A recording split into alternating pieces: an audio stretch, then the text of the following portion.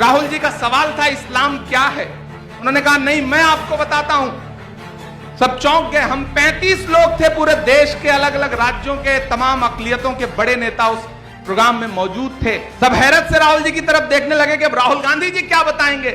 फिर राहुल जी ने हमें एक हदीस सुनाई जो आपसे ये कहते हैं कि कांग्रेस ने आपसे के लिए क्या किया है। उनसे कहिए वो कांग्रेस ही थी जिसने डॉक्टर जाकिर हुसैन को इस देश का राष्ट्रपति बनाया, जिसने फखरुद्दीन अली अहमद साहब को इस देश का राष्ट्रपति बनाया, जिसने मौलाना आजाद साहब को इस देश का पहला शिक्षा मंत्री बनाया, जिसने आगे बढ़ करके रफी अहमद किदवई साहब को इस देश का कृषि मंत्री बनाया, जिसने आगे बढ़ करके सलमान खुर्शीद साहब के वालिद खुर्शीद साहब को इस देश का पहला विदेश मंत्री बनाया, जिसने असम में सैयदा अनवरा तैमूर को असम का मुख्यमंत्री बनाया, जिसने बरकतुल्लाह साहब को राजस्थान का मुख्यमंत्री बनाया, जिसने अब्दुल गफूर साहब को बिहार का मुख्यमंत्री बनाया, जिसने गुलाम नबी आजाद साहब को कश्मीर का मुख्यमंत्री बनाया, जिसने अब्दुल रहमान अंतुले को महाराष्ट्र का भी मुख्यमंत्री बनाया। मेरे भाई जो आपसे ये सवाल करते हैं कि कांग्रेस ने आपको क्या दिया है, उन्हें बताइए कि कांग्रेस ने अकलियतों को बहुत कुछ दिया है।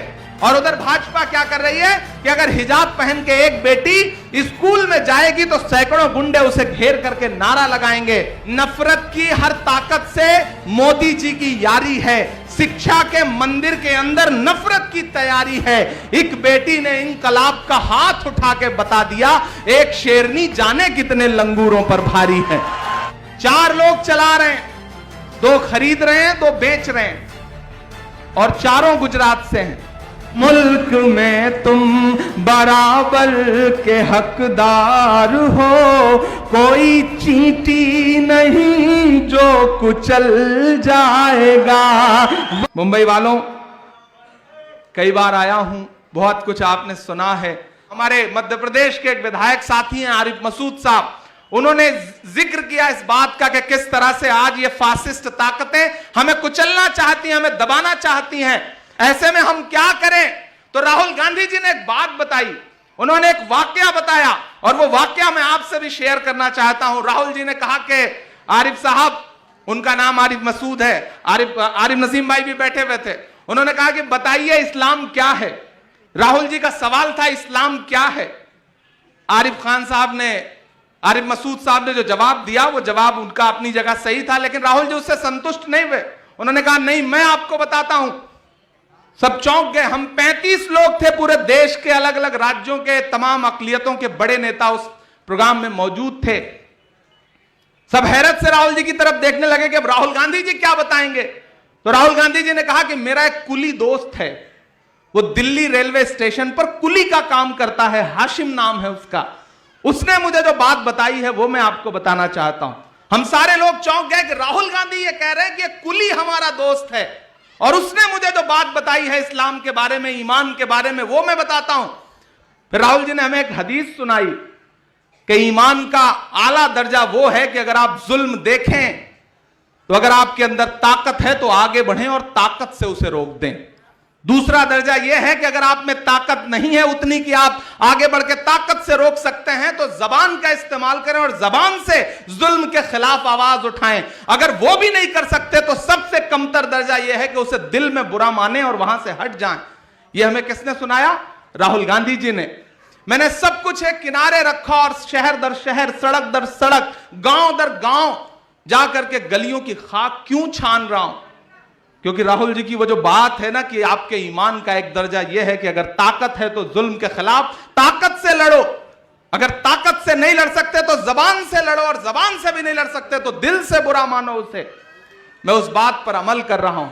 यहां आज जो सरकार चल रही है महाराष्ट्र वालों, आप खुशनसीब हैं कि माहौल अच्छा है, वरना मैं तो उत्तर प्रदेश से आ रहा हूं। हमने देखा है लोगों के घरों पे चलते हुए बुलडोजर, मैंने देखा है एनआरसी मूवमेंट के दौरान 21 से ज्यादा बिछी हुई लाशें, चीखती हुई माएं, लहूलुहान सरजमीन मैंने देखा है। मैं लगातार लड़ रहा हूं। जब मैं मुरादाबाद में प्रोटेस्ट में शामिल होने गया तो योगी आदित्यनाथ की सरकार ने मुझे 1 करोड़ 4 लाख रुपए का नोटिस दिया। अगर हम आज खामोश रहे तो शायद कई नस्लों को खामोश रहना पड़ेगा, चुप रहना पड़ेगा।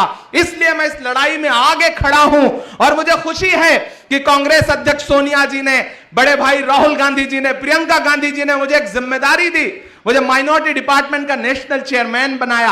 याद करिए असम में एक घटना हुई कि पुलिस की गोली से 2 लोग मारे गए, मैनुल हसन और एक और बंदा। और आप सब ने वह तस्वीर देखी थी कि एक फोटो जर्नलिस्ट मैनुल की लाश पर कूद रहा था और पुलिस मौजूद थी। एक अलग तरह का परसेप्शन आपके बीच में बनाया जाता है कि नहीं, कांग्रेस अकलियत के मुद्दों पे बोलने से रोकती है। मैं कांग्रेस में हूं, आजम खान समाजवादी पार्टी में है। चुनाव से पहले जब जौहर यूनिवर्सिटी पे बुलडोजर चलने की नौबत आई थी, अखिलेश यादव तक उनकी तरफ झांक कर नहीं देख रहे थे। मैं पहला आदमी हूं जो आजम खान के घर दूसरी पार्टी में होने के बावजूद गया। मैं उनकी अहलिया से मिला और मैंने उनसे कहा कि मैं जौहर यूनिवर्सिटी के साथ खड़ा हूं, मेरा पूरा डिपार्टमेंट आपके साथ खड़ा है, आपको जहां जरूरत लगे मैं आपके साथ हूं। और मैंने मीडिया में जब इंटरव्यू दिया तो अगले दिन मजबूर होकर के अखिलेश यादव जी को आजम खान के घर जाना पड़ा। और जब मैं लौट के आया तो उस जिले की कांग्रेस की नेता ने प्रियंका जी को फोन किया और उन्होंने कहा कि इमरान साहब ने गलत किया, आजम खान की हिमायत में आए थे, हम तो आजम खान के खिलाफ लड़ रहे हैं। 3-4 दिन बाद जब मेरी प्रियंका जी से मुलाकात हुई तो प्रियंका जी ने कहा कि आजम साहब के घर गए थे। मैंने कहा हां दीदी गया था। उन्होंने कहा हां मुझे फोन आया था। मैंने कहा फोन आया रहा होगा। बोले तुमने बहुत अच्छा काम किया। जहां भी इस तरह का मसला आए, पार्टी मत देखना, जुल्म के खिलाफ अगर किसी दूसरी पार्टी में भी कोई इंसान है और उस पर जुल्म हो रहा है तो वहां जाकर के खड़े हो जाना, मैं तुम्हारे साथ खड़ी हूं। यह गलत परसेप्शन आपको बनाया गया है, आपको बताया गया है कि कांग्रेस अकलियत के मुद्दों पर बोलने से जबान पकड़ती है। यहां अलीम मौजूद हैं, आप सबको याद होगा कि इंदौर में एक चूड़ी वाले का मामला हुआ था। चूड़ी वाले का मामला हुआ था, एक चूड़ी वाले को चूड़ी पहनाने के नाम पर आरएसएस के लोगों ने पीटा और अगले दिन मध्य प्रदेश के गृह मंत्री ने उसके खिलाफ कई धाराएं लगा करके उसे जेल भिजवा दिया। पहली बार ऐसा हुआ कि माइनॉरिटी डिपार्टमेंट के चीफ की हैसियत से मैंने उस समय जो वहां पे चेयरमैन थे उनको फोन किया और अलीम साहब मेरे पास आते थे और ये कहते थे कि मैं चेयरमैन बनना चाहता हूं। मैंने इनको फोन किया, मैंने कहा चेयरमैन बनना चाहते हैं तो जाइए और तस्लीम चूड़ी वाले के साथ खड़े होइए, उसकी जमानत कराइए, उसे बाहर निकाल के ले आइए। अगर आपने यह काम किया तो मैं पहला आदमी होऊंगा जो चेयरमैन बनाने के लिए आपकी सिफारिश करूंगा। और मुझे खुशी है कि तस्लीम चूड़ी वाले के केस में अलीम साहब आगे बढ़े और इन्होंने उसकी जमानत कराई, चूंकि ये खुद एडवोकेट हैं। और जब जमानत करा करके तस्लीम को मेरे पास लेकर के आए तो सबसे पहला आदमी हूं जो केसी वेणुगोपाल जी से मिला और मैंने अलीम को चेयरमैन बनाने का प्रपोजल भेजा और 4 दिन के अंदर अलीम मध्य प्रदेश के चेयरमैन बने। मैं लगातार लड़ रहा हूं क्योंकि लड़ना जरूरी है।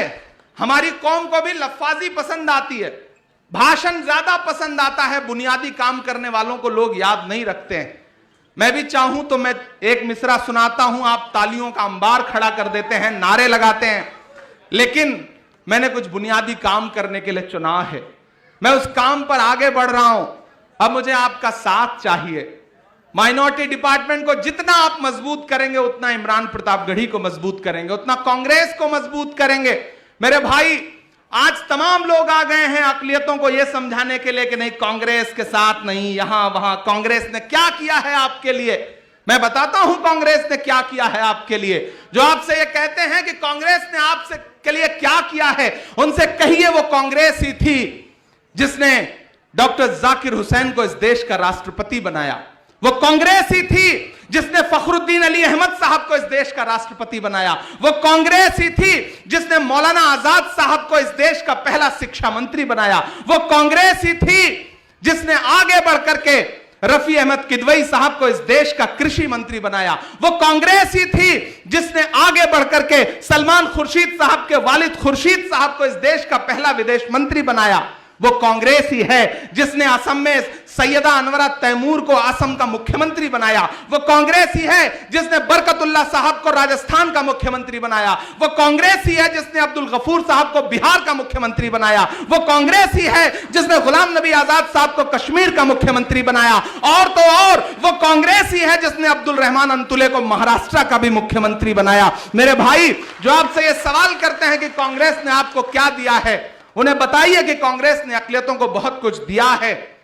आज प्रोपेगेंडा खड़ा किया जाता है, एक पूरी टीम तैयार है जो मुसलसल आपके बीच में आकर के ये कहती है कि आखिर कांग्रेस ने क्या दिया है। उनका जवाब दीजिए, उन्हें बताइए और माइनॉरिटी डिपार्टमेंट को मजबूत करिए। इन 8 महीनों में हमारे डिपार्टमेंट ने जो सबसे बड़ा काम किया, आप मॉब लिंचिंग की बातें करते हैं, देखते हैं कि लोग पीट पीट करके मार दिए जाते हैं। जब हम झारखंड गए, हमने झारखंड का पहला दौरा किया, तो हम लोग मुख्यमंत्री से मिलने गए हेमंत सोरेन साहब से। तो उन्होंने कहा, इमरान साहब आप आए हैं, बताइए हम क्या कर सकते हैं। हमने कहा, मैं आपसे कुछ और नहीं मांगने आया हूं, बस एक चीज मांगने आया हूं कि मॉब लिंचिंग के खिलाफ झारखंड में कड़ा कानून बना दीजिए और उसे विधानसभा से पास कर दीजिए। और आपको जान के खुशी होगी कि मेरे आने के 1 महीने के अंदर, लौट के आने के 1 महीने के अंदर झारखंड विधानसभा में मॉब लिंचिंग के खिलाफ ऐसा कानून पास हुआ है कि वो राज्यपाल के यहां से स्वीकृत होकर के आ गया, तो शायद किसी की हिम्मत नहीं पड़ेगी कि किसी को सड़क पर चलते हुए पीट करके मार सके। ये कांग्रेस पार्टी है जिसने उत्तर प्रदेश में एक प्रयोग किया और एक नारा दिया कि लड़की हूं लड़ सकती हूं। मैं अभी वर्षा जी के हाथ में देख रहा था कि अभी भी वो बैंड जो है वो लगा हुआ है लड़की हूं लड़ सकती हूं का। कांग्रेस ने क्या कहा कि लड़की हूं लड़ सकती हूं, 40% टिकट महिलाओं को देंगे, और प्रियंका जी ने दे के दिखाया। और उधर भाजपा क्या कर रही है कि अगर हिजाब पहन के एक बेटी स्कूल में जाएगी तो सैकड़ों गुंडे उसे घेर करके नारा लगाएंगे। नफरत की हर ताकत से मोदी जी की यारी है। शिक्षा के मंदिर के अंदर नफरत की तैयारी है। एक बेटी ने इनकलाब का हाथ उठा के बता दिया, एक शेरनी जाने कितने लंगूरों पर भारी है। कांग्रेस के झंडे में जो 3 रंग है वही इस देश के तिरंगे का भी रंग है, लेकिन भाजपा चाहती है कि उन 3 रंगों को बदल करके सिर्फ एक रंग कर दिया जाए। लेकिन कांग्रेस उनकी राह का सबसे बड़ा रोड़ा है, राहुल गांधी उनकी राह का सबसे बड़ा रोड़ा है। अपने पुरखों की तारीख पढ़ते रहो, हुक्मरानों की साजिश समझते हुए, जुल्म पढ़ते रहो, चीख पढ़ते रहो, मुल्क में तुम बराबर के हकदार हो, मुल्क में तुम बराबर के हकदार हो। कोई चींटी